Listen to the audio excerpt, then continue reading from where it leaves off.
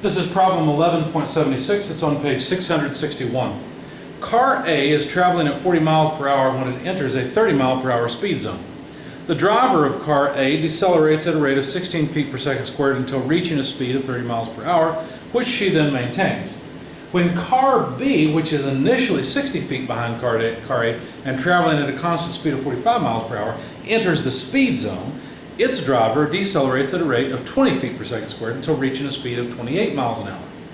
Knowing that the driver of car B maintains a speed of 28 miles an hour, determine A, the closest that car B ever comes to car A, and B, the time at which car A is 70 foot in front of car B.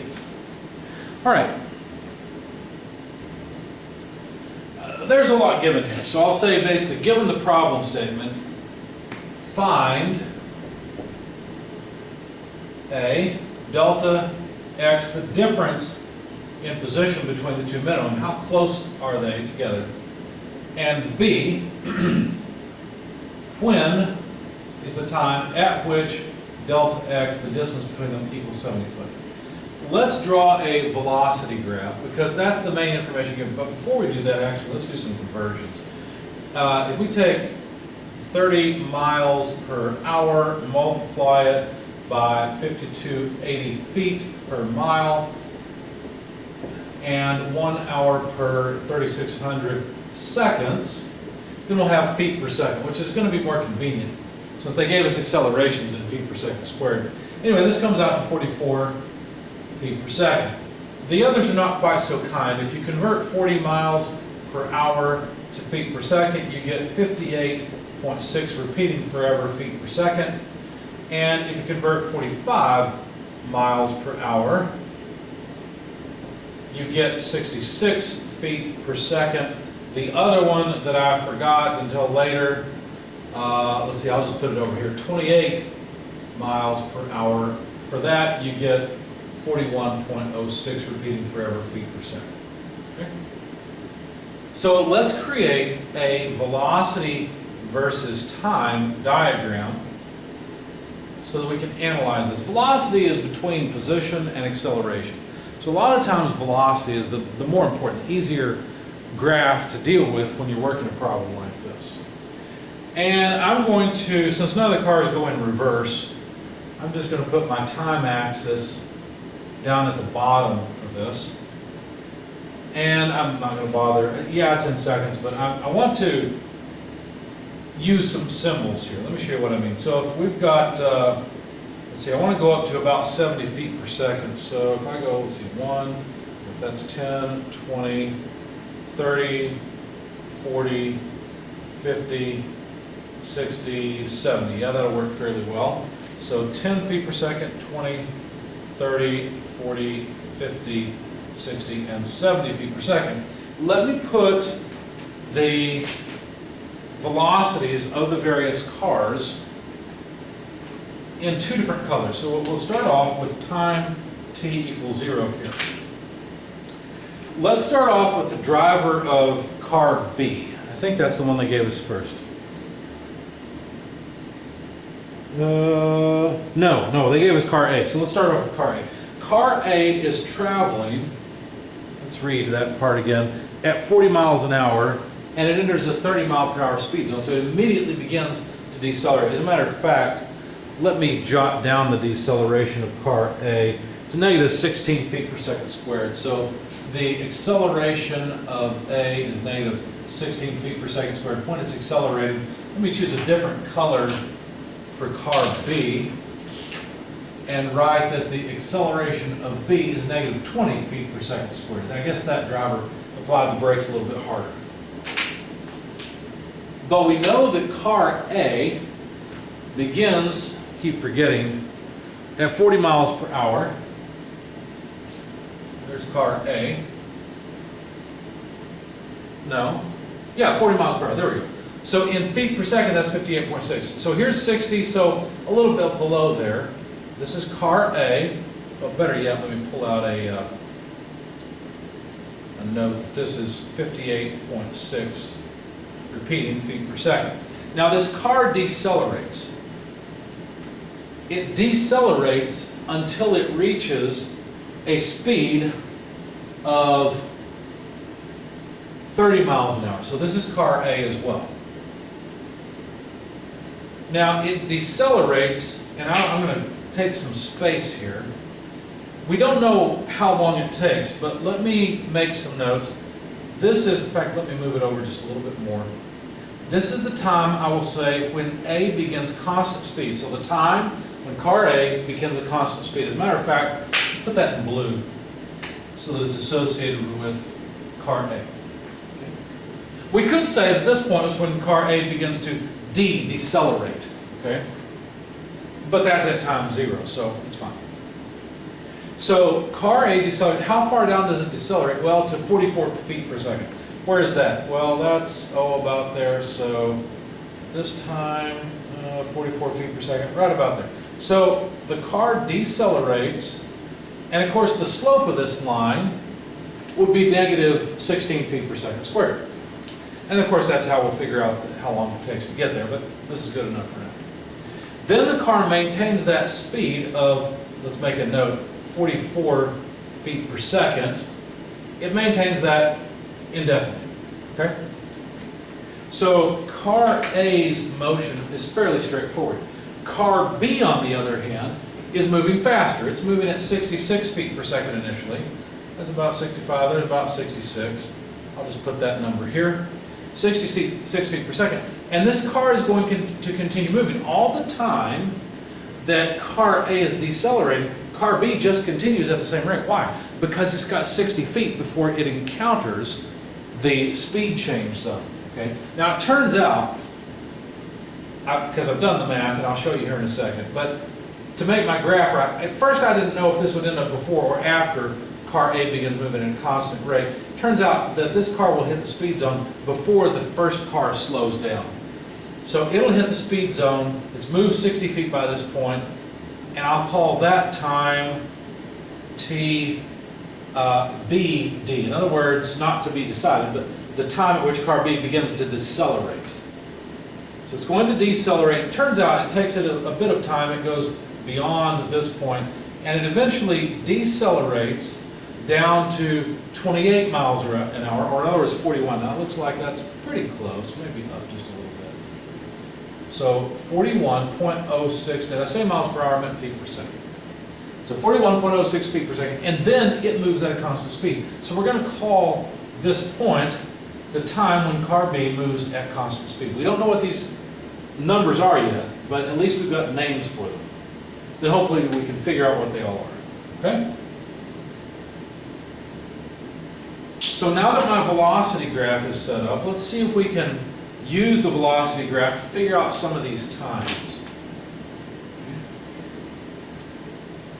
So the velocity of A, when it's moving at constant speed, how could we figure out the time? Well, it's pretty easy. The velocity of A at constant speed is equal to the velocity of A when it begins to decelerate, plus the acceleration of A times the time at which the car B begins to move at constant speed. Basically, this is the equation of a straight line, that straight line. Okay?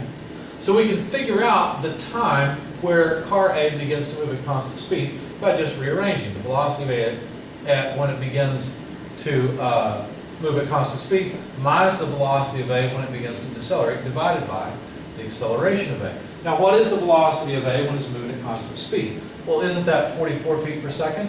And the velocity of A when it begins to decelerate, wasn't that 58.6 repeating feet per second? And isn't this all divided by the acceleration of A, which was given at negative 16 feet per second squared? So what do we have left? 1 over second, so in other words, seconds.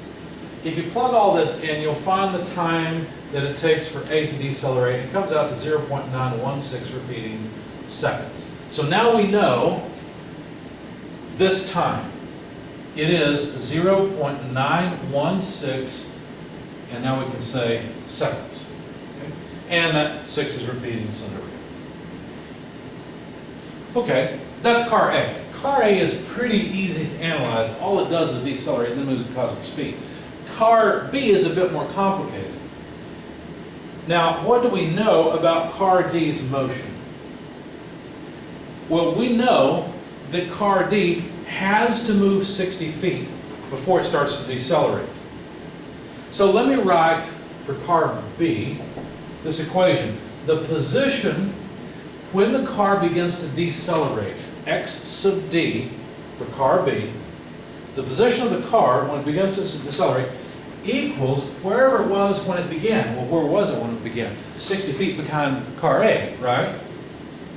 So if this is a 0 point in terms of both position and time, well then car B was 60 feet behind. Okay?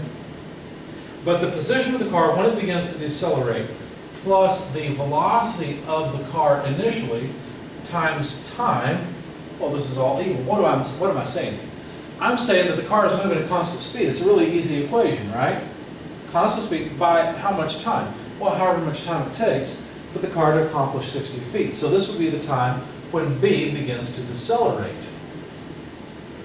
Now, like I said, the initial position of the car is back at negative 60 feet. And where does the car begin to accelerate? Well, once it's reached 0 feet, right? Once its coordinate is in the zone where the speed has changed, right? So in other words, we have 0 equals negative 60 feet plus the initial velocity. Well, how much is that? That's 66 feet per second times TBD, not to be decided again, but the time when body B or car B begins to decelerate. So it's pretty easy to calculate the time required before the car decelerates, and this should make some sense. It has to go 60 feet. How long does it take to do that? At 66 feet per second. Right? And think about it this way. When the numbers are a little bit odd and you're having trouble with your intuition, just change them in your mind. What if it was moving at 60 feet per second and it had 60 feet to go? Well, that would take a second. If it's moving faster, let's say it was moving 120 feet per second, it'd take half a second to accomplish 60 feet. So the amount of time before the car enters that speed zone must be this ratio, which comes out to 0.90 repeating seconds, excuse me, on feet. So now we know where this is, and this is the calculation I performed that told me, oh, this point had better be behind. I had it before, or I had it after.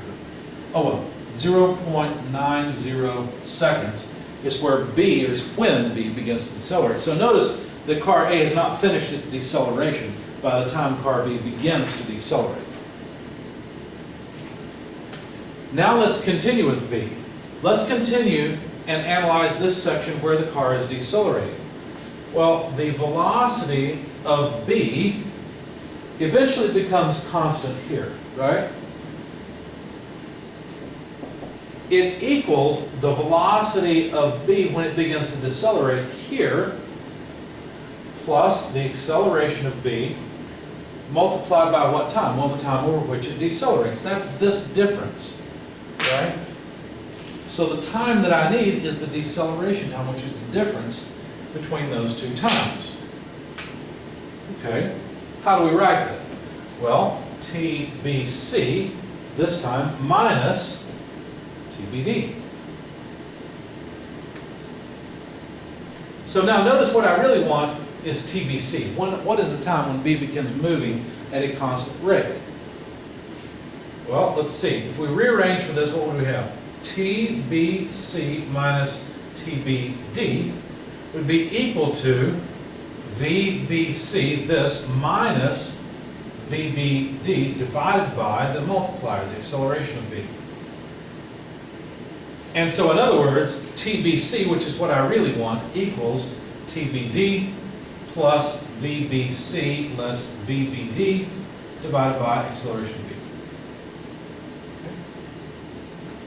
I'm running out of space, so let me cheat just a little bit and move up rather than continuing to move down. So TBC, the time when car B begins to move at constant speed, must be equal to TBD, which is 0.90 repeating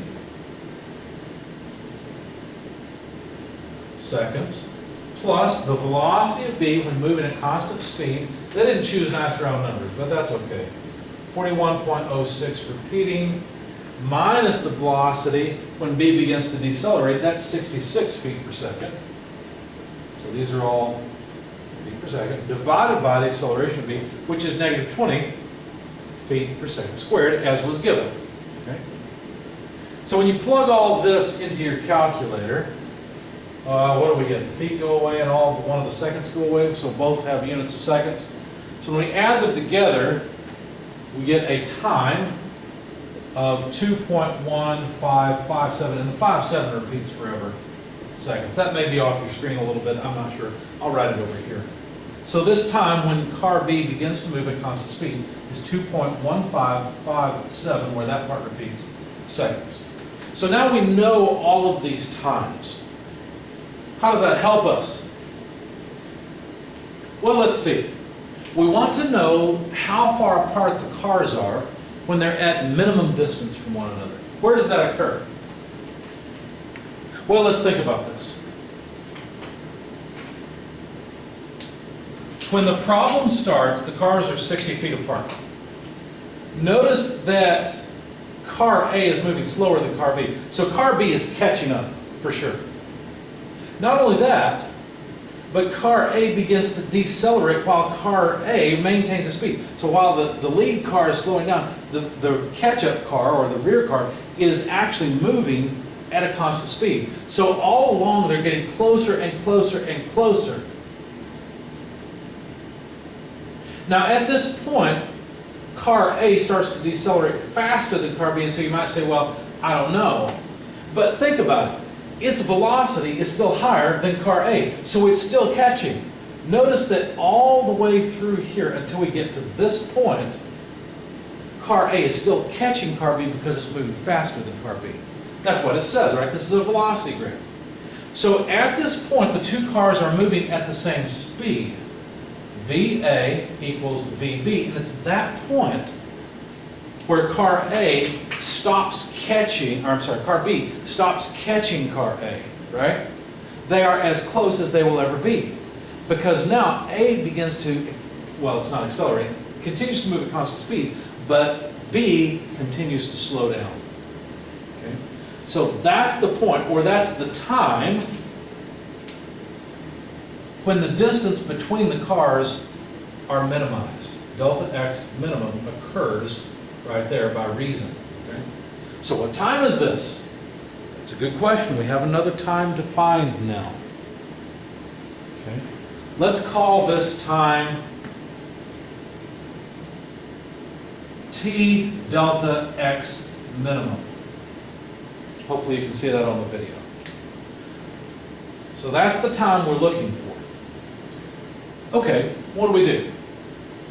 Well, we've already got an equation here, right? We've got an equation that tells us we're looking for the time when the velocity of A equals the velocity of B. The velocity of A is trivial, it's 44, right? This is known. But how can we figure out the velocity of B? Well, it's also 44, but how do we relate that to time? Well, the velocity of A then would be equal to what? Well, let's go from this point to here, okay? So the velocity of B when it begins to decelerate, this is not quite true yet, plus the acceleration of B times the time at delta X minimum minus TB when it begins to decelerate. What am I doing here? I'm really modeling this section of the curve, right? B is decelerating, or the slope here is exactly that. So all I need is the time of deceleration, which is from here to here, such that now this has been modified so that it equals that. Does that make sense? So that the velocity of B has been taken down from its initial, when it began to decelerate at 66 feet per second, down to 44 feet per second. So let's rearrange this a bit, because I think we know all of this stuff, don't we? Except for the time when delta X, the distance between the two cars, is minimized. So if we solve for that, the time at which delta X is minimized, what do we get? We'll take this term to the other side, write VA minus VBD, and divide by the acceleration of B, and then we'd still have this term, so plus TBD. There we go. Now, let's plug in some numbers and see what we get.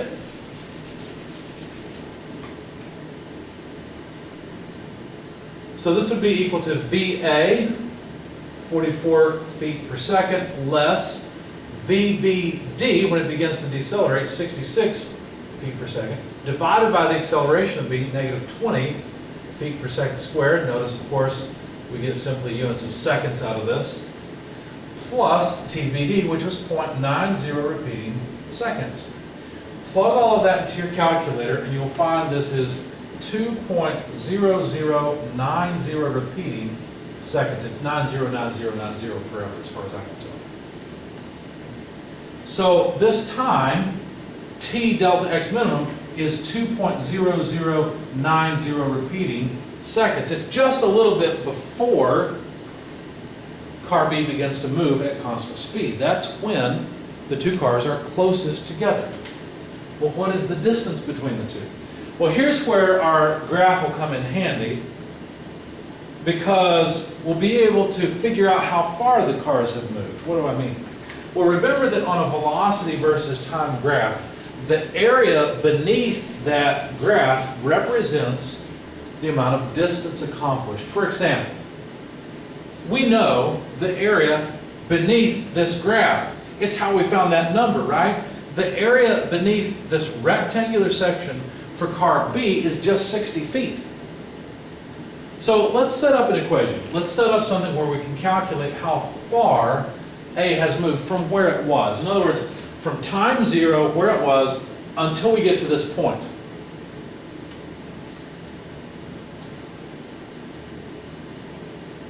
Let's see, let me make sure I did this in a way that makes sense. And I'm sorry, I was pointing to car B and indicating car A. I apologize. So, to figure out how much area or how much distance is accomplished by car A, we'll need this area plus some rectangular area. See how this is a slope section. So to calculate that area, what we will have to do is take 58.6 repeating feet per second plus 44 repeating feet per second, not repeating, but 44 feet per second, and divide by 2. That gives us an average height of this line. And then we just need the horizontal distance, which is TAC, or in other words, 0.916. Of course, those are seconds. So now we get feet out of this. That's the area underneath this sloped blue curve. Now we also need the area beneath the rectangle. We'll have to add that. So let's add it. I'm running out of space here. The car moves at 44 feet per second. That's its speed. How long does it do that? Well, the difference between TAC and T delta X minimum, right? So what is that? Well, T delta X minimum is 2.0090 repeating seconds minus TAC is 0.916 repeating seconds. Do the math, and this comes out to 95.12 repeating feet. So car A, from time zero to the time when the cars are moving at the exact same speed, and therefore the distance between them is minimized, it moves 95.12 feet. That's how far it has moved, okay, from its beginning point. How about B? This is what I pointed to and started with, and then really my notes were for A first. How about for B? Well, B moves at 66 feet per second for 0.90 repeating seconds. In other words, it moves 60 feet. Let me write it out though so that it's clear. 66 feet per second multiplied by 0.90 repeating seconds. This will come out to 60 feet because that's how we got this number. Okay? But then it accomplishes distance from here to here while it is decelerating. So we need that area now. Okay? Not all of it going down to 41.6, but just going down to the point where the two velocities are equal. So if I get an average height, in order to calculate the area. That'd be 66 feet per second here and 44 feet per second there. So 66 plus 44, both feet per second, divided by 2, tells me the height. Now I just need to multiply by the width. What width? Well, the width in time from this point, 2.0090 seconds, and when the car B began to decelerate, 0.90 repeating seconds. So that's, let's see, I'm going to run out of space. Let me do it this way. So plus 66 plus 44 divided by 2 per second multiplied by 2.0090 repeating minus 0.90 repeating seconds. So you see we have units of feet everywhere. Plug all that into your calculator, and it turns out that B has moved 120 and a half feet. Okay? 60 of which came from here. The other 60 and a half came from the other one. Okay, so now that we know that, what is delta x min? In other words, how close are the cars to one another? You have to be a little bit careful here. Delta x minimum would be what? Well, the difference between the cars starts off at 60 feet. Because car A is ahead of car B. But then, so let's draw here. Here's B, here's A. But then, car A moves during the time forward by 95.12 feet. So plus 95.12 feet. In that same time, car B moves by what distance? 120 and a half feet, right? So we have to subtract the 120 and a half feet from the distance, because what would we have? Well, we got 60 feet here initially. Car A moves 95.12, but from that we have to take 120.5 in order to get this distance, which is delta x minimum. When you plug all this in your calculator, you find it's 34.62 repeating feet. There we go. We accomplished something that they asked. Delta x minimum, I don't think we need these accelerations anymore. Let's get rid of them. Delta x minimum, hard won accomplishment, 34.62 repeating feet. That's how far apart the cars are when they are moving at the same speed and therefore have minimum distance between them. But of course that's not all that the author of the problem asked us to find. We have to continue from here, because what they want to know is how far apart, or what time is it when the cars are 70 feet apart. Well, let's think about this for just a second. Up until this point, the cars are getting closer together. They start out 60 feet apart, and they just get closer and closer and closer. So they never reach 70 feet on this side. But car B slows down below the speed of car A, and does that for quite a while. So at this point, they start to move apart. And eventually, somewhere out here, the cars will have to be 70 feet apart, because car B just keeps falling behind. Okay?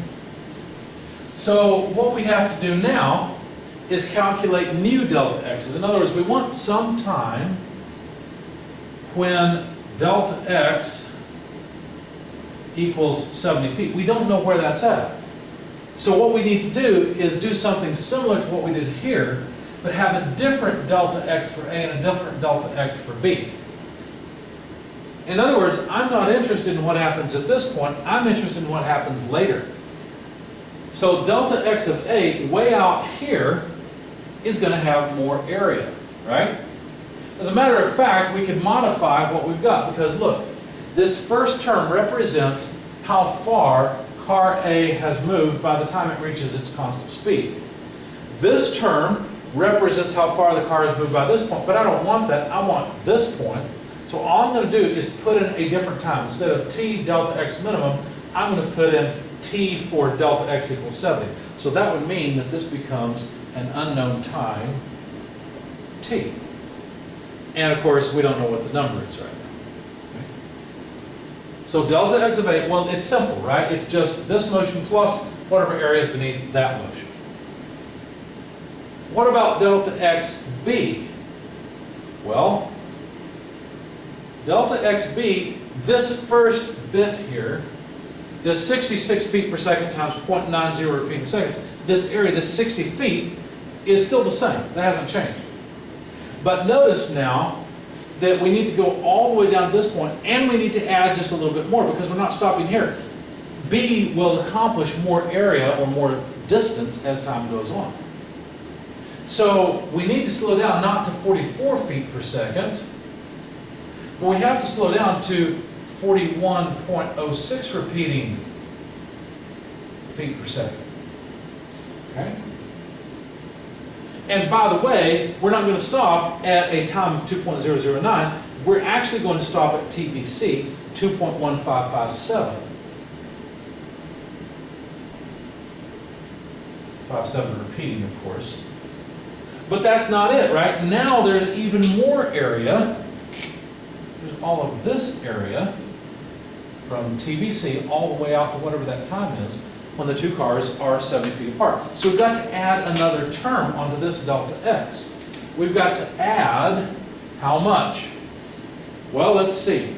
It's moving at 41.06 repeating feet per second. That's constant now. Times the base, right? It's just a rectangle now.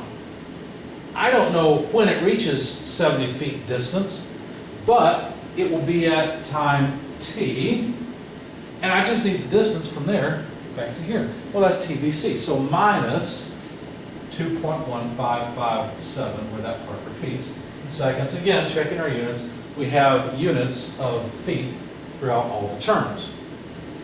So now let's set up our equation. It's a lot like this, but now delta XA is a longer delta X. The car has moved farther, and delta XB, well, B has moved farther as well, just in this case not as farther. It's no longer that difference, it's rather now 70 foot. Okay? So we know this is not delta X minimum, this is delta X of 70 foot, and now it's a known. So now let's substitute it and see what we've got. Let's take the 60 and put it with the 70. So, in fact, well, yeah, we'll do that. So 60 from 70 is just 10 foot. We'll leave that alone for now. We have delta XA left on this side. So when you take this complicated looking equation and simplify it down, because look, that's just a constant. This times this is just a constant. Delta XA becomes 6.72 repeating plus 44t. Okay? Leaving the units off just for clarity. So delta XA, notice we're taking care of this, we're taking care of this. Delta XA is just 6.72 repeating plus 44t minus we need delta XB. Well, again, this is just a constant. As a matter of fact, you know that constant is 60 feet, right? All of this is just a constant. This times this is a constant, and the only unknown is 41.06 times t. So this equation comes out pretty simply as, let's see, that's going to be pretty low. Let me just write it here. Delta XB becomes 38.2084 repeating plus 41.06 repeating t. All we have to do now is solve for time t. All right, well, if we put the constant terms together and the t terms together, here's what we get. Negative 31.4862 repeating, because this is a lot bigger than this, right? So it's not a surprise the constant turned out negative. But then we have to multiply negative by this also, so we won't get rid of all of the 44. We're left with plus 2.93 repeating t equals 10. I won't belabor the point. Take the 31.4862, move it to the other side by adding to both sides, divide by 2.93 repeating, and you'll get t. T comes out to 14.14 seconds. Quite a bit of distance over here. Takes quite a while before car B drops to 70 feet behind car A, because of course the difference between the two speeds is not all that great. There's not that much difference. But that answers part B as well.